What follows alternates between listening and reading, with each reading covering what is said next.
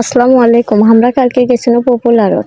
পপুলারত থেকে রিপোর্ট দিতে দেরি হচ্ছে, তাই চলে গেল পৌর পার্কত। পৌর পার্কত যাইয়ে দেখি পরিবেশটা একবারেই কাম্বা হয়ে গেছে, আগের লাগান কোনো আর নাই।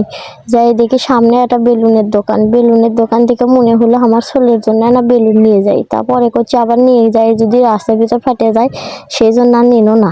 সামনে যাই দেখি একটা হাতি আর একটা উটি নাবেন ওডে কি হয়ে আছে, খাড়া করে থুয়ে দিছে গেটের সামনে। কি প্যান করবি? আবার দেখি একটা ঘরের ভিতরে মেলাডি পশু একখানতে করে থুয়ে দিছে। রাস্তার বাইর হয়েই দেখিচ্ছি যে খালি জোড়া জোড়া, কেউ ছবি তুলে দিচ্ছে, কেউ বসে থেকে গল্প করছে, আবার কেউ হাতে হাত ধরে বসে আছে।